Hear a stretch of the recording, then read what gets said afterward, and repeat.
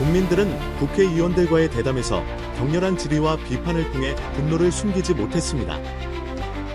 특히 명품 가방을 받는 것이 올바른지에 대한 질문이 제기되면서 상황은 더욱 뜨거워졌습니다.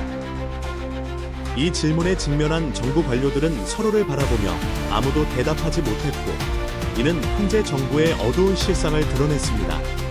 법사위원 정청래 위원은 법사위원회 회의 중에 예기치 못한 폭탄 발언으로 분위기를 더욱 긴장감 넘치게 만들었습니다. 그는 법원행정처장에게 직접적이고 강한 질문을 던졌습니다. 처장님의 부인이 300만 원짜리 디올 가방을 받았다면 잘했어라고 하시겠습니까? 아니면 그 선물 받지 말라고 하시겠습니까? 이와 같은 직설적인 질문에 직면한 관료들의 애매모호하고 회피하는 태도는 정부의 책임 부족과 투명성 결여를 더욱 부각시켰습니다. 한편 대중들은 명품 선물 수령에 대한 풍자적이고 비판적인 이야기를 퍼뜨리며 점점 고조되는 불만을 드러냈습니다. 이 사건은 개인적인 문제를 넘어 사회적 문제로 확산되었고, 공직자들의 윤리와 책임감에 대한 허점을 드러냈습니다. 이번 사건은 정부와 국민 사이의 격차가 점점 커지고 있음을 명백히 보여주는 사례입니다. 민감한 질문에 대한 회피는 국민의 신뢰를 떨어뜨릴 뿐만 아니라 정부 관리의 윤리성과 투명성에 대한 큰 의문을 제기합니다. 진정으로 국민을 위한 정부는 이러한 문제에 대해 공개적이고 솔직하게 대처해야 하며, 책임감을 보여주고 국민의 기대에 부응하는 투명한 관리 체계를 구축하기 위해 노력해야 합니다. 8월 23일 국회법제사법위원회 전체 회의에서 박성재 법무부 장관은 김건희 여사의 명품 가방 수수 사건과 관련해 더불어민주당 전현희 의원과 격렬한 논쟁을 벌였습니다. 전 의원은 검찰이 처벌 규정이 없고 선물이 감사의 뜻이라고 하면 무혐의로 결론 내린 것을 비판했습니다. 전 의원은 박 장관에게 이 문제에 대한 의견을 묻자 박 장관은 아직 결정 내용을 잘 알지 못하며 명확한 정보를 모른 채 의견을 내는 것은 적절하지 않다고 답했습니다. 전 의원이 계속해서 제가 내용을 이미 읽어드렸잖아요 라고 강조하자 박 장관은 처벌 규정이 없다면 의원이 새로운 법을 만들어야 한다고 응수했습니다.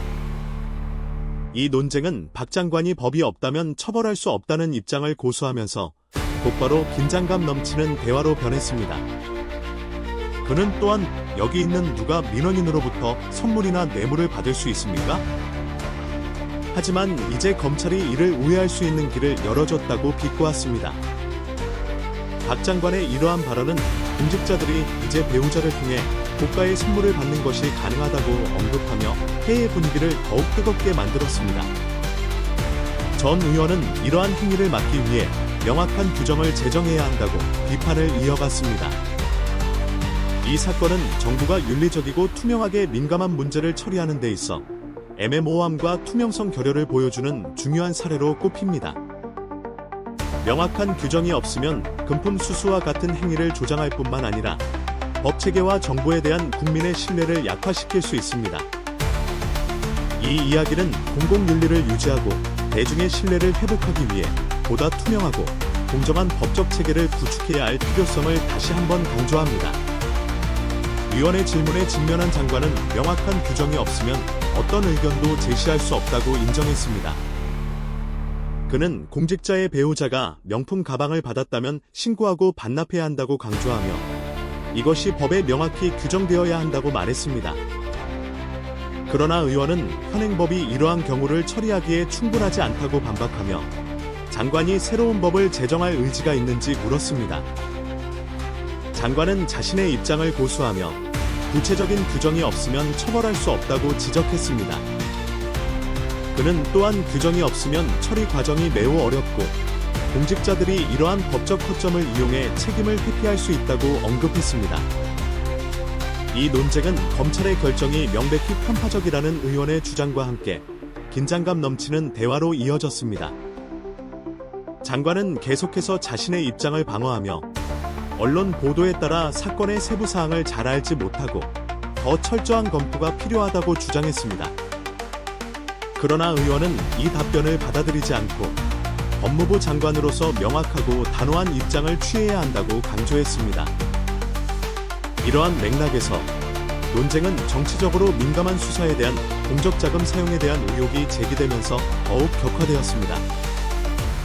의원은 또한 윤석열 대통령이 검찰총장으로 재직하던 기간 동안 147억 원의 특수활동비가 사용된 것에 대해 의문을 제기하며 이 자금이 정치적 목적의 수사에 집중되었다는 의혹을 제기했습니다. 이 논쟁은 정부가 윤리적이고 투명하게 민감한 문제를 다루는 데 있어 직면한 중대한 문제를 강조합니다.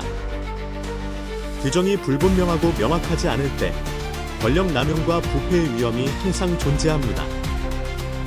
이는 현재 정부의 윤리성과 리더십에 대한 큰 의문을 제기하며 공정하고 투명한 정의 실현을 위해 강력한 변화가 필요하다는 점을 강조합니다. 회의에서의 논쟁은 대전지검의 특별활동비 사용과 정치적 목적을 가진 수사에 대한 의혹을 중심으로 진행되었습니다. 특정 의원은 공공예산이 적절하게 사용되었는지 여부와 법무부의 내부 감사가 필요한지에 대해 장관에게 강하게 질문했습니다. 장관은 법무부가 특수활동비의 지출을 감독하고 계획하는 절차가 있으며 향후 문제가 발생하지 않도록 더욱 철저히 감시하겠다고 답변했습니다. 그러나 의원은 이 답변에 만족하지 않고 공공기금의 관리 방식에 대한 투명성을 높이기 위해 관련 자료 제출을 요구했습니다. 이 과정에서 또 다른 논란이 불거졌습니다. 일부 자료가 법원에 제출되었지만 국회에는 제출되지 않았다는 사실에 대해 의원이 지적했습니다. 같은 요청에도 불구하고 법원과 국회에 제출된 자료가 다르다는 것은 법 준수에 대한 의문을 제기했습니다. 논쟁은 법적 절차의 투명성과 공정성을 둘러싼 질문들로 인해 더욱 격렬해졌습니다. 이는 정부 관료들과 의원들 간의 예산 관리와 감시에 대한 입장 차이를 명확히 드러냈습니다. 이러한 질문들은 보다 철저한 감독 시스템의 필요성을 강조할 뿐만 아니라 정부의 투명성과 책임성을 개선할 필요성을 더욱 두드러지게 만들었습니다. 정부는 규정을 더욱 명확히 하고 법을 엄격히 준수해야 하며 국민들이 법률 체계와 정부에 대한 신뢰를 회복할 수 있도록 해야 합니다. 이는 특히 현재와 같은 불신과 불만이 커지고 있는 상황에서 더욱 중요합니다. 뜨거운 논쟁 속에서 국회의원들은 왜 동일한 요청에도 불구하고 일부 자료가 법원에 제출된 반면 국회에는 제공되지 않았는지를 명확히 밝히라고 요구했습니다. 그들은 법을 준수하지 않는 것에 대해 비판하며 법무부 장관이 이에 대해 명확한 답변을 내놓아야 한다고 요구했습니다. 장관은 공식적으로 사과했지만 곧바로 질문이 이어졌습니다. 잘못을 인정하고 사과했으면 왜 법원에 제출한 자료를 국회에도 똑같이 제출하지 않습니까? 장관은 법원과 국회에 자료를 제공하는 데 있어 법 적용에 차이가 있다고 주장하며 자신의 입장을 계속해서 방어했습니다. 그러나 국회의원들은 이러한 해명을 받아들이지 않고 법을 준수하고 국회의 요청에 따라 모든 자료를 제공할 것을 강력히 요구했습니다. 논쟁은 점점 더 격화되었고 국회의원들은 국회의 조사 및 감시와 관련된 모든 자료가 예외 없이 제공되어야 한다고 주장했습니다. 그들은 어떤 기관도, 심지어 정부기관도 국회의 요청을 거부할 권리가 없다고 강조하며 이 과정에서 투명성 부족이 국민의 정부에 대한 신뢰를 훼손시킬 것이라고 경고했습니다. 이날 논의는 국회의원들이 법무부 장관에게 구체적인 조치를 취해 실수를 바로잡고 앞으로 모든 자료가 충분히 제공될 수 있도록 할 것을 요구하면서 절정에 달했습니다. 회의가 끝날 무렵 의원들은 법을 준수하고 투명성을 확보하는 것만이 국민의 정부와 법률 시스템에 대한 신뢰를 회복하는 길임을 강조했습니다. 이 논쟁은 법 준수와 공무원의 책임감의 중요성을 다시 한번 보여주었습니다. 투명성 부족과 규정 준수 실패는 개인뿐만 아니라 공공의 신뢰에 큰 손상을 초래할 수 있습니다. 정부는 모든 조치와 결정이 법률 규정에 따라 이루어지며 사회의 공익을 위해 행해지고 있다는 것을 보장해야 합니다.